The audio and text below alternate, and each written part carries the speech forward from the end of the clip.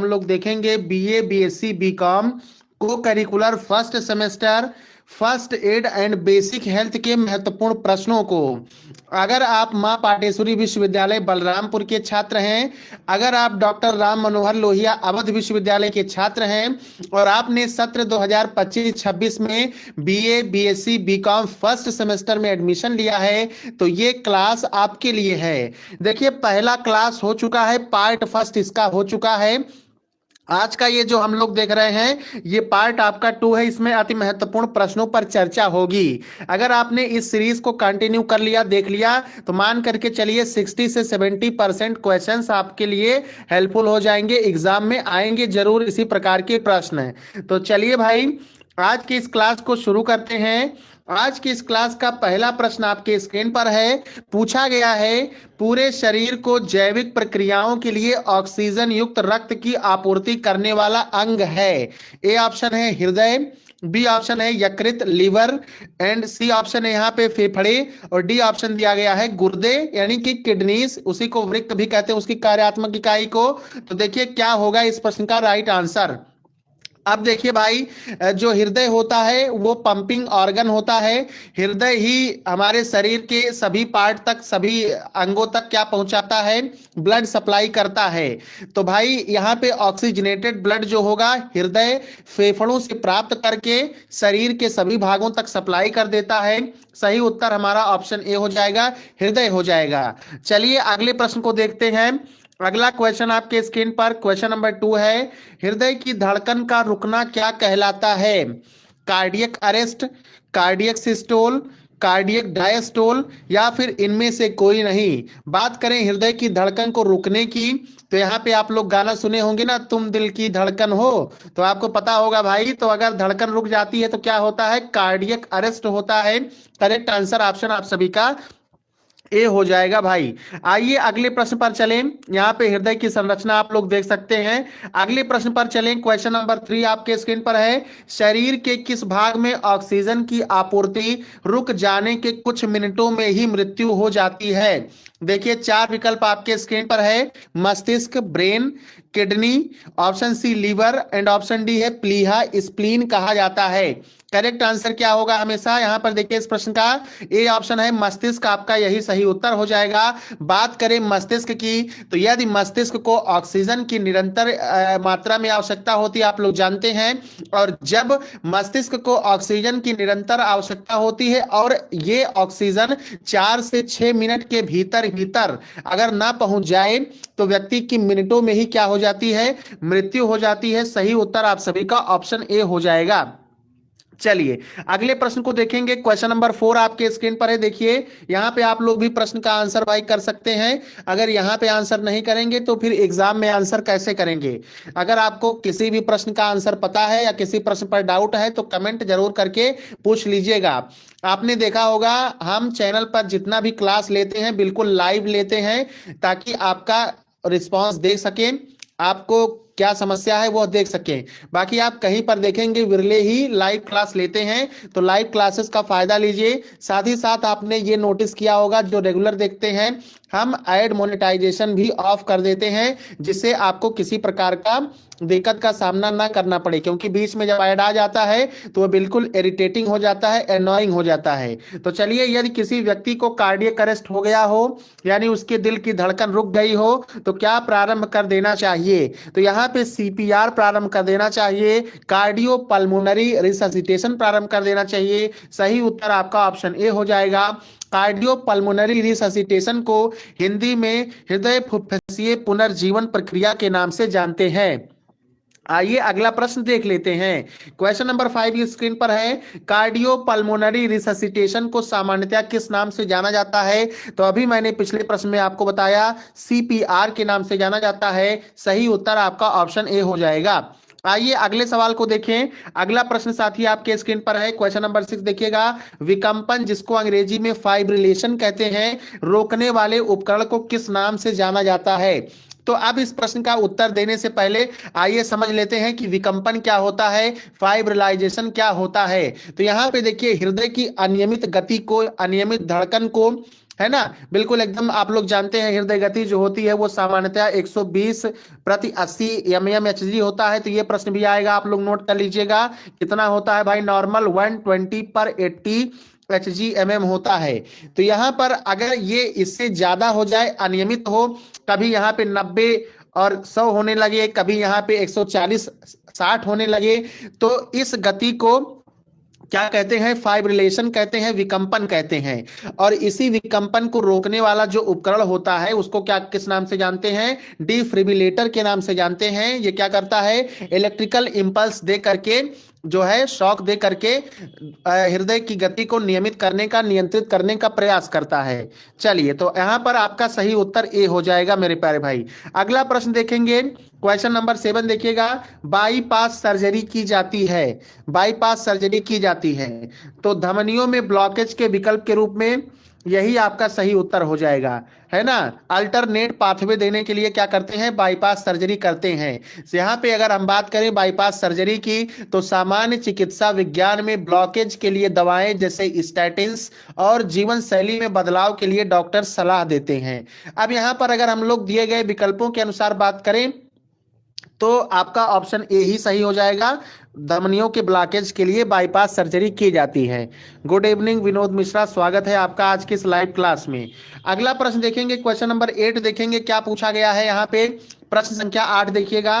धमनियों में अवरोध वाले व्यक्तियों के लिए उपयोगी है, जिसके धमनियों में आर्टरीज में ब्लॉकेज होता है उसके लिए क्या उपयोगी है। 4 प्रकार के रसायन दिए हैं। पहला है गोक्षरण अर्क, दूसरा देखिए रसायन वटी, तीसरा देखिए शिलाजीत एंड चौथा देखिएगा क्लोरोक्विन। यहाँ पर प्रश्नों के हिसाब से सही उत्तर की यदि हम लोग बात कर लें तो यहाँ पे गोक्षरण अर्क आपका सही उत्तर हो जाएगा। ये कोलेस्ट्रॉल को कम करके ब्लॉकेज को रिमूव करने का कार्य करता है। चलिए भाई, अगला प्रश्न देखिएगा 9 नंबर का क्वेश्चन। हृदय रोगियों को खाने की सलाह दी जाती है। ए विकल्प है साबुत उबले मूंग एवं मूंग की दाल, सही बात है, दी जाती है सलाह। जौ की दलिया, बिल्कुल सही बात है। परवल, केला, प्याज, अदरक, यानी कि उपरोक्त सभी को खाने का सलाह दिया जाता है। अतः हमारा सही उत्तर ऑप्शन नंबर डी हो जाएगा। चलिए अगले सवाल को देखेंगे, क्वेश्चन नंबर 10 आपके स्क्रीन पर है। हृदय रोगियों को नहीं लेना चाहिए तो चाय, कॉफी, घी, तेल, मिर्च, मसाले, डेयरी प्रोडक्ट, इन सभी को नहीं लेना चाहिए। आपका यहाँ पे ये सभी हो जाएगा। 11 नंबर का प्रश्न स्क्रीन पर है। रोध गलन जिसको कि मायोकार्डियल इंफार्क्शन कहते हैं तथा हृदयघात जिसको अंग्रेजी में आप लोग हार्ट अटैक के नाम से जानते हैं, इसको अन्य किस नाम से जाना जाता है। तो भाई हृदयघात को हृदयघात देखिए थोड़ा सा प्रश्न में गड़बड़ी है, लेकिन फिर भी चलिए अगर आंसर देना चाहें तो आपका डी सही हो जाएगा। ये सभी रोध गलन मायोकार्डियल इंफार्क्शन को, यहाँ हृदयघात को अगर मिटा दें हम, प्रश्न सही करें तो मायोकार्डियल इंफार्क्शन को हृदयघात के नाम से भी कई बार जान लेते हैं, दिल का दौरा के नाम से भी कई बार जान लेते हैं। लेकिन यहाँ पर ध्यान देने वाली बात है, मायोकार्डियल इंफार्क्शन, कार्डियक अरेस्ट और हार्ट अटैक, ये तीनों में अंतर है।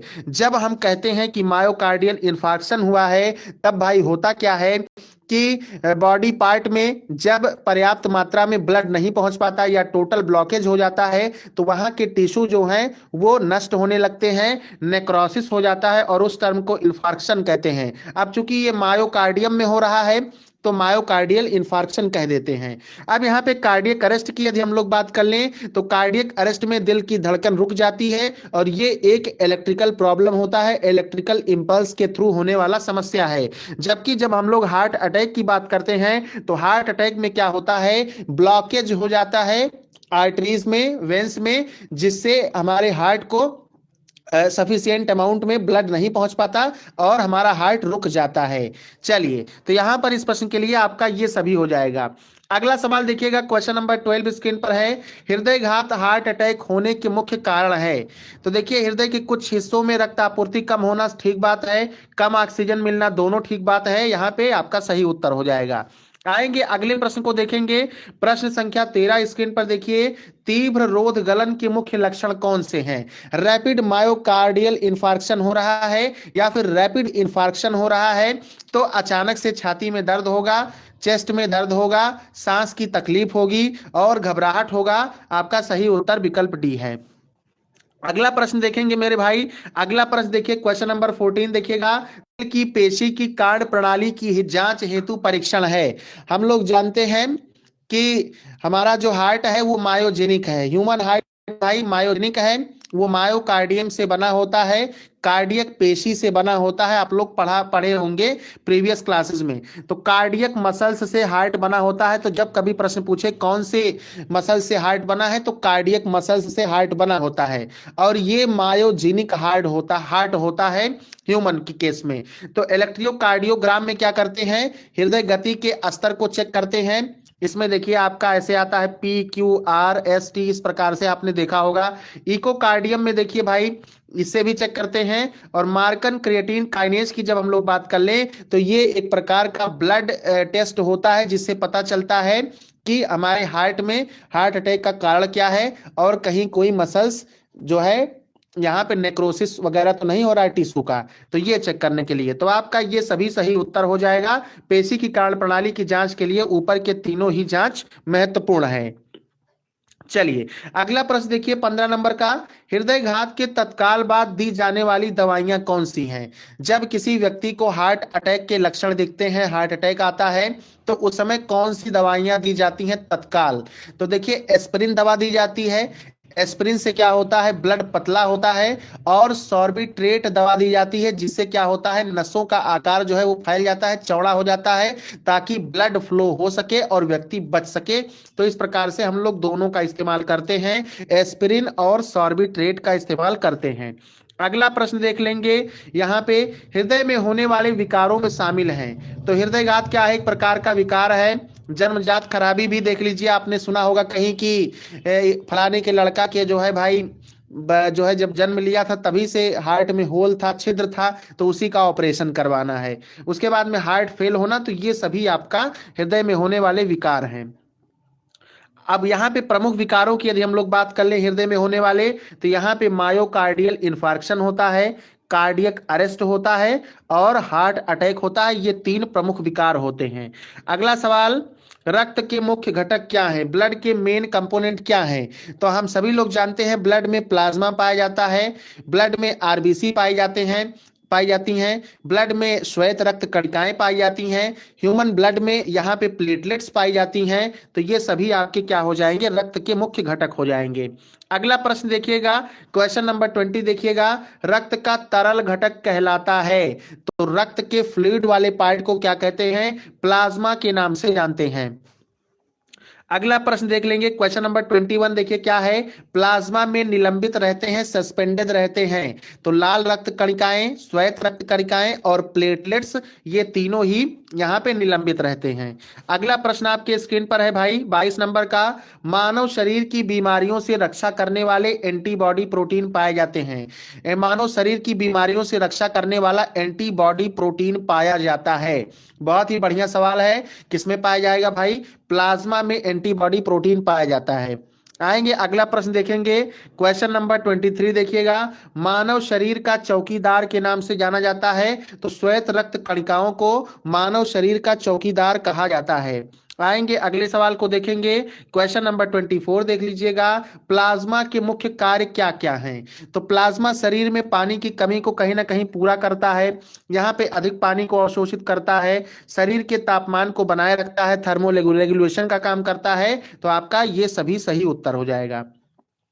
अगला प्रश्न देख लेंगे, क्वेश्चन नंबर 25 देख लीजिएगा, लाल रक्त कणिकाएं आरबीसी, जिन्हें एरिथ्रोसाइट भी कहा जाता है, रक्त की कुल मात्रा का कितना प्रतिशत होती है? साथियों यहाँ पे आपसे दो प्रश्न पूछ सकता है। पहला प्रश्न पूछेगा कि लाल रक्त कणिकाओं को अन्य किस नाम से जानते हैं? तो एरिथ्रोसाइट के नाम से जानते हैं। अब यहाँ पर एक सवाल सामने ही आपके है कि कुल मात्रा कितना प्रतिशत होता है, यही आपको बता देना है। तो लगभग 40% होता है, आपका ए ऑप्शन करेक्ट हो जाएगा।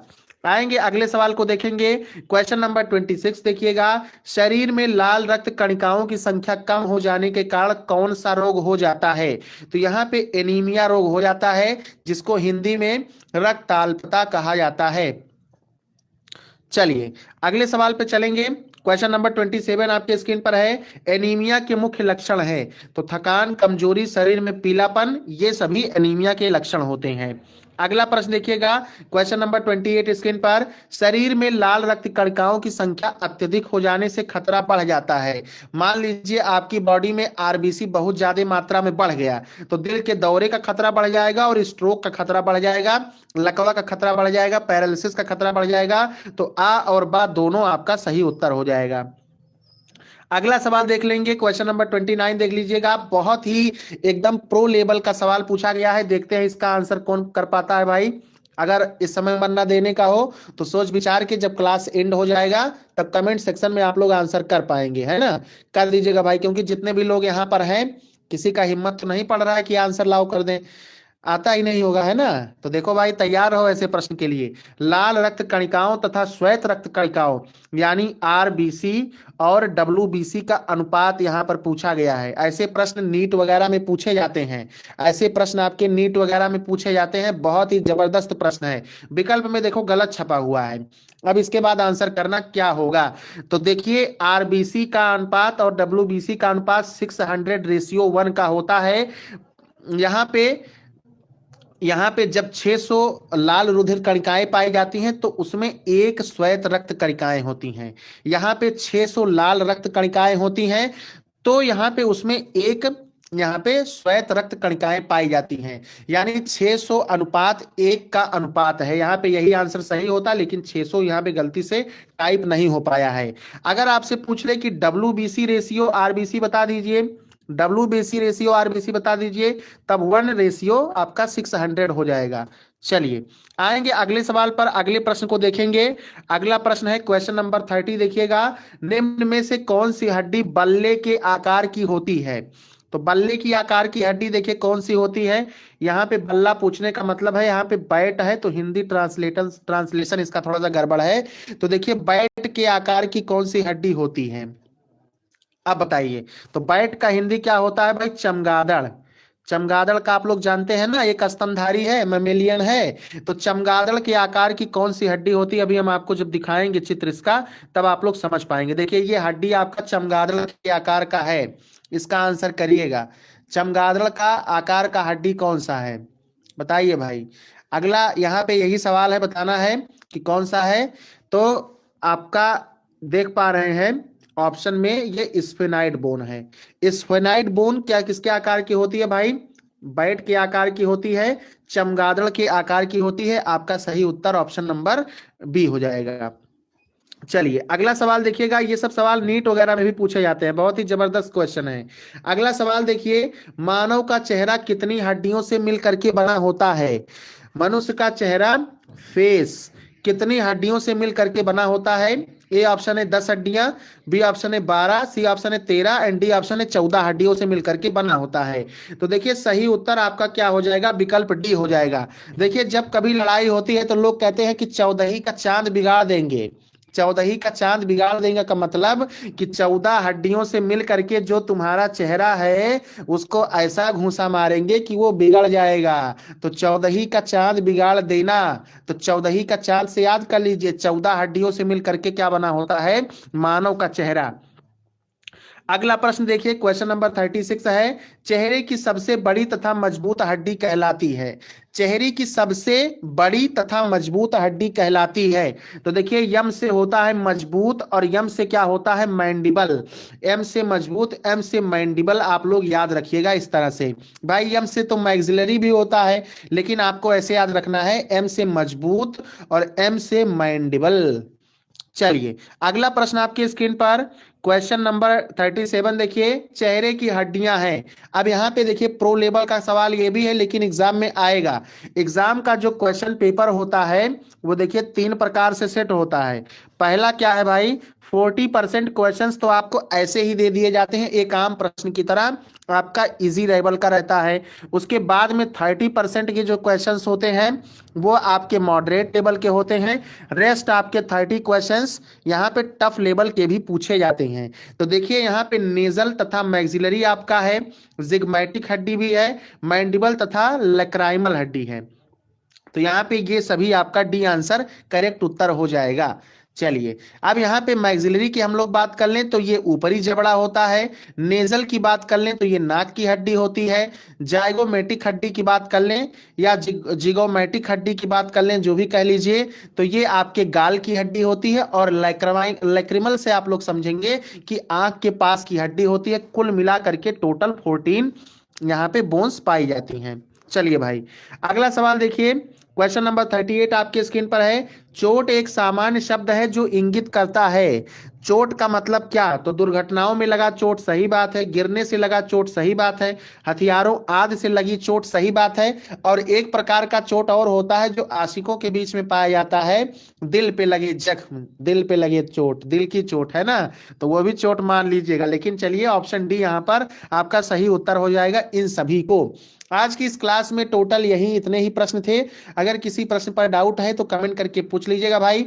बाकी आप लोग उच्चारण जो कुछ इधर उधर शब्द निकल गया हो, जैसे हड्डियों का उच्चारण, तो भाई हम एमबीबीएस ना तो हम ही पढ़े हैं, ना तो एमबीबीएस के स्टूडेंट आप ही हैं।